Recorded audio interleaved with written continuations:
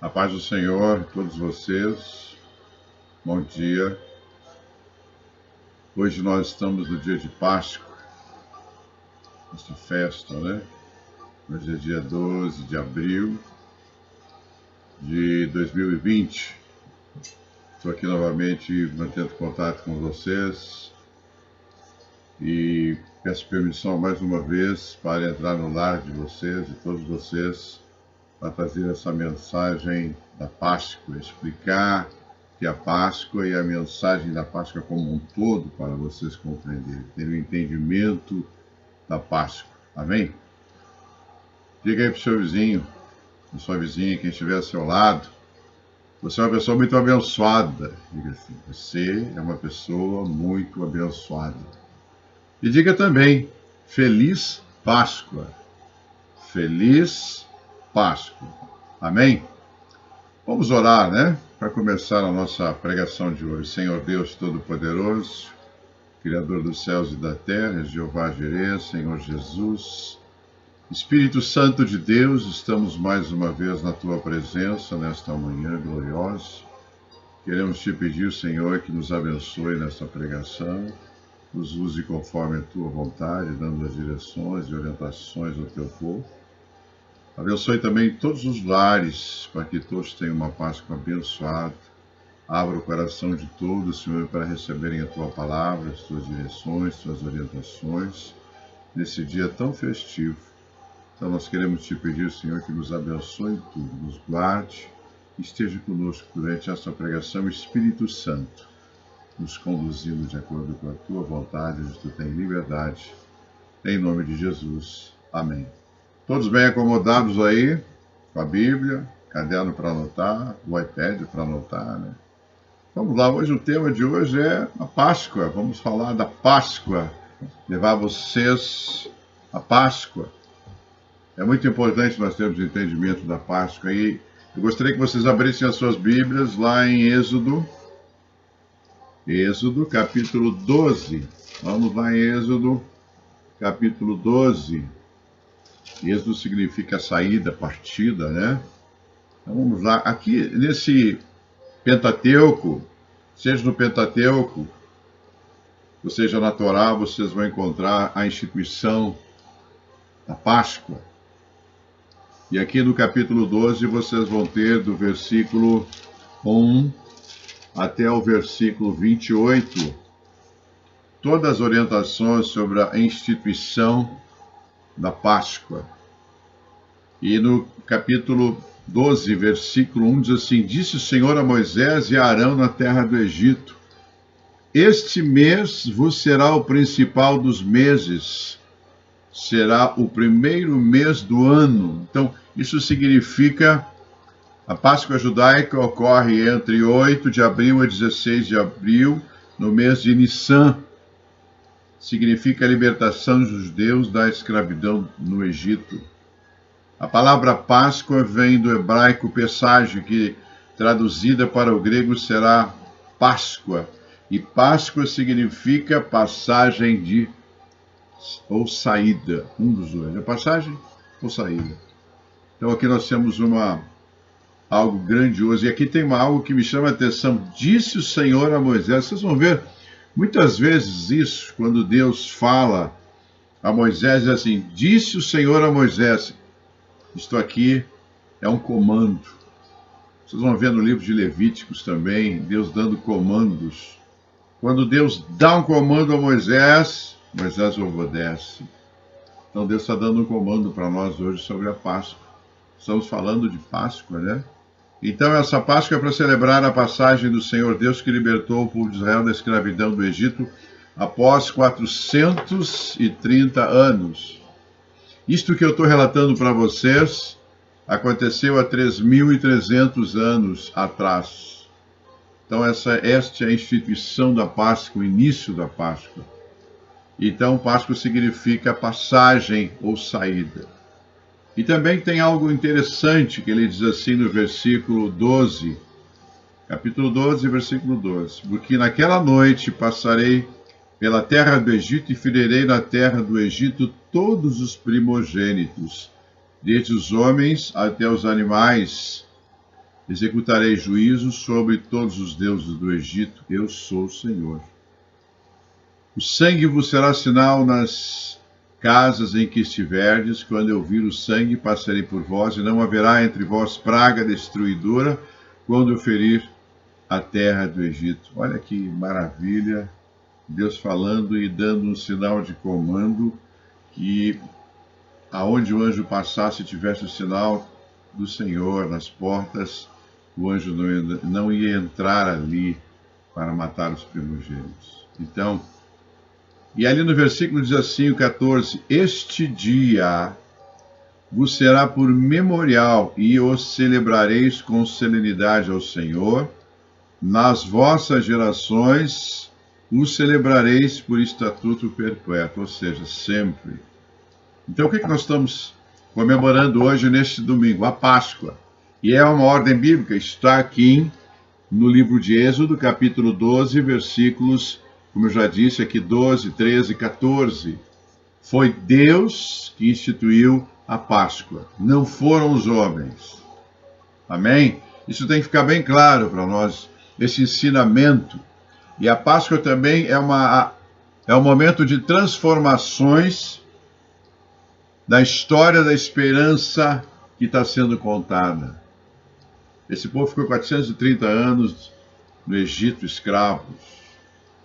Aproximadamente saíram de lá 2,5 milhões a 3 milhões de pessoas. Imaginam essa quantidade de pessoas, e que Deus fez tantos milagres através de Moisés, o grande profeta, o homem de Deus, né, libertando esse povo do Egito. Então, é muito importante nós entendermos este evento como um grande evento. Próprio que nós estamos, os judeus comemoram há 3.300 anos, e nós, com a vida de Jesus há 2.000 anos atrás, também a comemoramos com muita alegria. Então é um momento de festa. E a Páscoa é uma renovação espiritual. Ela renova, nos renova espiritualmente. Você que está aí hoje, você que está vendo, eu quero te abençoar com a renovação espiritual.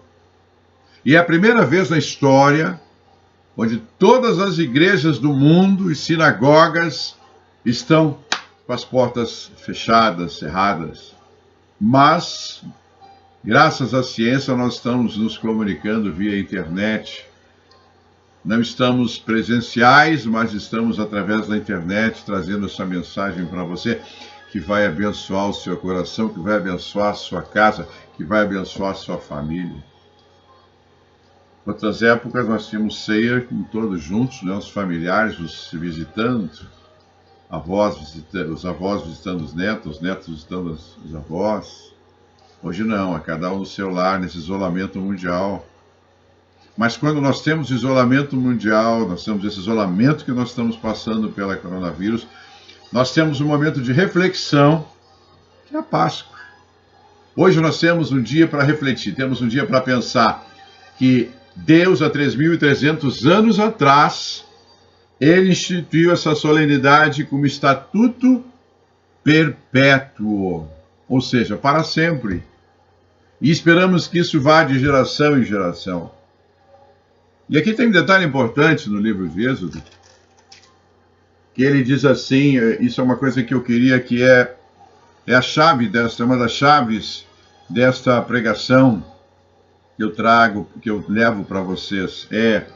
Ele diz assim no versículo 26, quando vossos filhos vos perguntarem que rito é este. Então vamos recordar Êxodo, capítulo 12, aqui no versículo 26.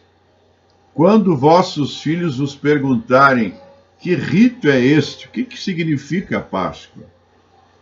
Respondereis, é o sacrifício da Páscoa ao Senhor, que passou por cima das casas dos filhos de Israel no Egito, quando feriu os egípcios e os livrou as nossas casas. Então o povo se inclinou e adorou.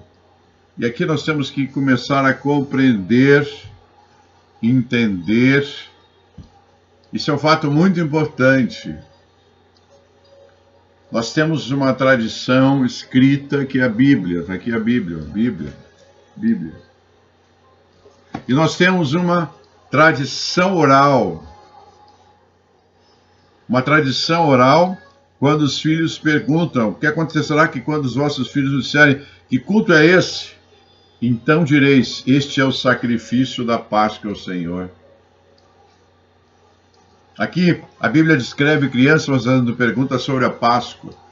Quando seus filhos perguntarem a você o que esta cerimônia significa, pai ou mãe, então eu quero explicar para vocês. Diga a eles: a Páscoa do Antigo Testamento e do Novo Testamento. Já vou falar sobre ela logo a seguir. Então a Páscoa tem Velho Testamento com a Páscoa de Êxodo e Novo Testamento com a vinda de Jesus. Então nós temos duas comemorações: Páscoa no Antigo Testamento e Páscoa no Novo Testamento. Ambos significam liberdade, significam renovação espiritual, significam cumprir as ordens de Deus e cumprir as ordens de Jesus segundo a palavra de Deus. Hoje a gente ouve muitos pais falarem: comprei os ovos de Páscoa, querem ver qual é a melhor qualidade, qual é o melhor preço. As crianças vão comer, acabou. A nível cultural, a nível religioso, a nível espiritual, não está adicionando às crianças nada. Nós temos que adicionar cultura às crianças. E aqui Deus se preocupou tanto. Por que Ele se preocupou com as crianças? Porque isso tem que ser levado, isso tem que ser passado à frente. Essa soberania de Deus, esse reconhecimento tem que ser passado de pai para filho. Não adianta você sentar, dar os ovos para as crianças. Esse não é o objetivo da Páscoa. Isso foi criado por homens. O objetivo da Páscoa é levar a palavra do Senhor do Antigo Testamento. Se você é católico, está lá na sua Bíblia católica. E no Novo Testamento é ensinamento, cultura religiosa, ética religiosa, moralidade, expansão da palavra de Deus. E aqui então diga a eles sobre a Páscoa. A Bíblia tem duas palavras para a herança, Yerushá e Nashalá. Elas representam as duas maneiras diferentes pelas quais uma herança é passada através de gerações. Yerushá significa herança ativa, significa conquistar ou capturar, significa tomar posse do que foi prometido. Então nós temos que ensinar isso para as crianças. Nashalá vem da raiz Nashal, que também significa rio. Representa uma herança que é transmitida como água que flui num rio. Então a sua obrigação, primeiro, é uma festa. Segundo, a sua obrigação é ensinar seus filhos. Não espere isso dos professores não, porque não é a função deles, é religião. Então você tem que sentar com seus filhos em roda, dizer: olha, filhos, eu quero falar a vocês sobre a instituição da Páscoa. No Velho Testamento, assim como eu estou descrevendo para vocês, e no Novo, como eu vou descrever para vocês. Isso é ensinamento. Não é a cor do ovo, não é o tamanho do ovo que você vai falar sobre o que Deus fez. O que Deus fez no Egito, as 10 pragas? O que Deus fez lá no Egito há 3.300 anos atrás? Libertou o povo. Os milagres que aconteceram de uma abundância muito grande. É isso que você tem que ensinar para os filhos, porque aí entra uma série de ensinamentos que vão edificar a vida do seu filho. É cultura. O ovo não traz cultura, mas a palavra vai trazer cultura. Amém? Também, outro ponto importante, quando a criança começa a fazer esse trabalho de perguntas, é sinal que a criança está querendo saber mais sobre Deus, sobre Jesus. Valorize a mente da criança, encorajando a perguntas. Ô filho, o que você entende por Páscoa? O que você está compreendendo por Páscoa? Se a idade o permitir, faça isso. Cada pergunta é o início de uma jornada de direção a Deus. É desde pequeno que se planta a semente de Deus. Seja você católico, seja você evangélico. O importante é plantar a semente de Deus, plantar a semente de Jesus, plantar a semente do Espírito Santo nas nossas crianças. O estágio do crescimento espiritual e intelectual é uma criança, é a curiosidade de uma criança. Vou repetir, o estágio do crescimento espiritual e intelectual, olha só, de uma criança é a sua curiosidade.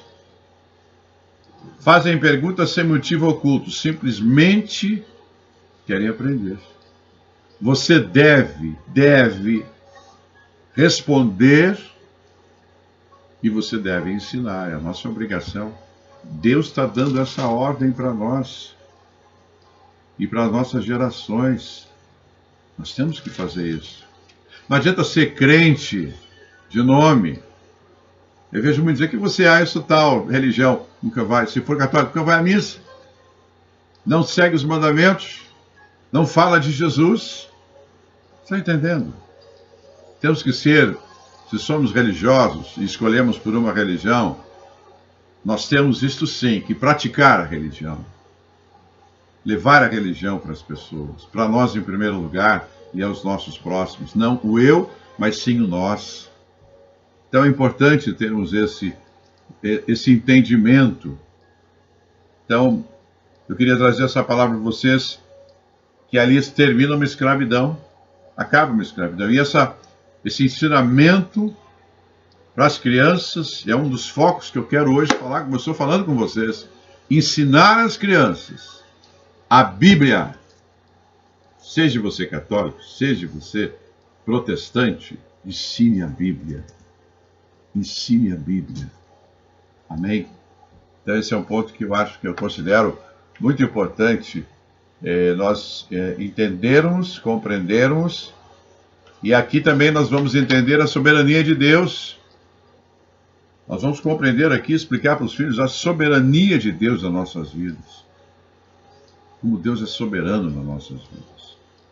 E esse êxodo, esse passagem, é uma fonte inesgotável de inspiração para todos aqueles que anseiam liberdade. Todos nós, todas as pessoas que precisam de liberdade, quando olharem a 3.300 anos atrás, vão ler o que Deus fez para libertar o seu povo, o que Ele usou de sinais, prodígios e maravilhas. Então nós temos que ensinar isso para as crianças, que seria a tradição bíblica e a tradição oral. Amém? O segundo ponto que eu quero trazer para vocês, que a Páscoa, então, no Antigo Testamento é isto. É esta história bíblica, está aqui na Bíblia.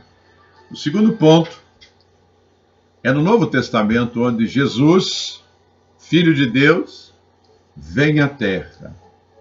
Há 2000 anos atrás. Jesus veio para a Terra, deu a sua vida. Ele deu a vida por você que está aí, Ele deu a vida por mim. E quando Ele deu a vida por nós, é para a eternidade. O sangue de Jesus foi derramado por nós. E às vezes nós não falamos isso para os nossos filhos, não comentamos na família. Nós temos que falar estas coisas para os nossos filhos, para a nossa família. Falar dos grandes feitos de Deus no Antigo Testamento. Falar dos grandes feitos de Jesus no Novo Testamento. Jesus veio para nos salvar, nos dar liberdade total, ampla e restrita e vida eterna. Então, nesse momento, eu quero, assim, que Ele passou da morte para a ressurreição, foi morto na cruz, e nós somos co-participantes agora da sua vida. Ele deu sangue por mim e por você. Olha que maravilha isso. E outro detalhe, hein? Jesus Cristo era judeu, descendente de Abraão. E ele era um judeu religioso, seguia as leis de Moisés.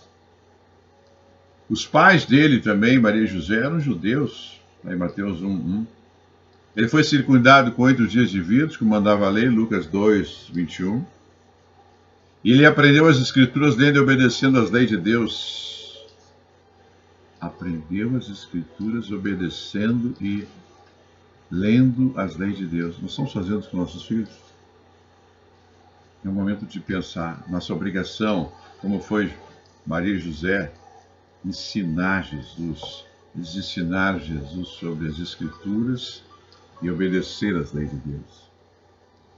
Celebrava a Páscoa, prova que quando ele veio ser preso,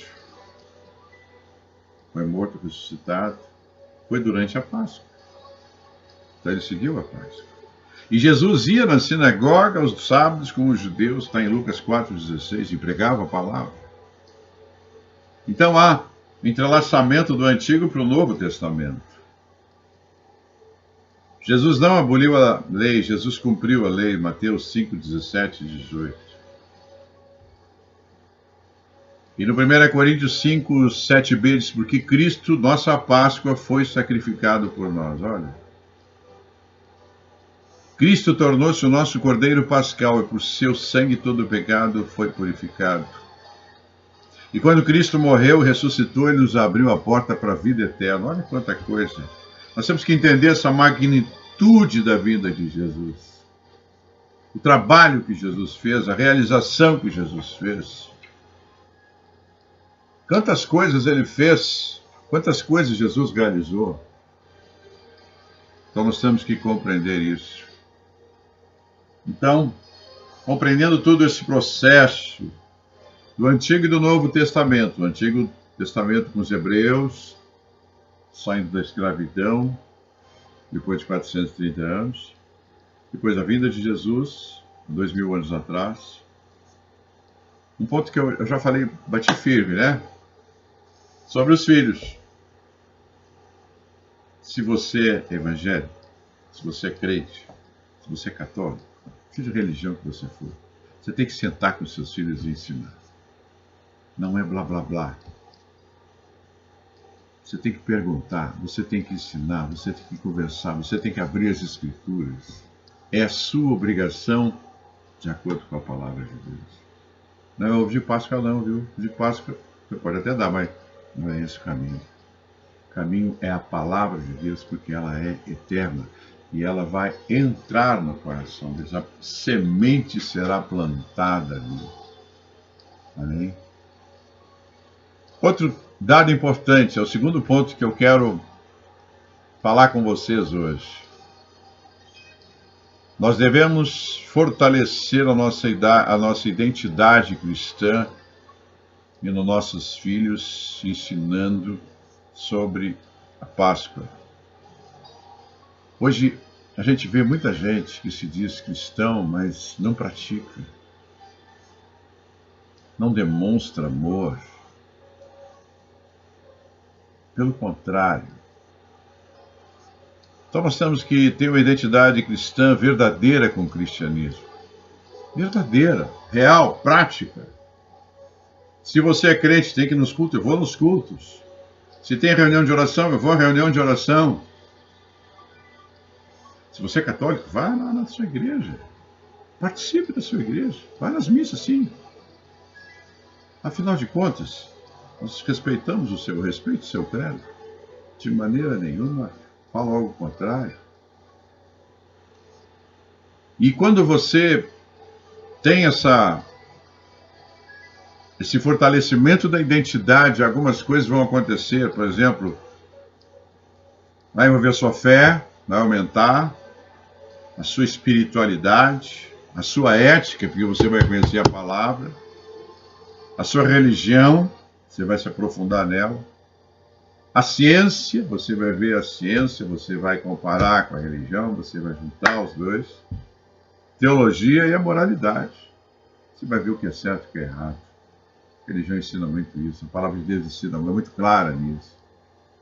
Sempre dentro da palavra de Deus, a Bíblia, e na prática do dia a dia.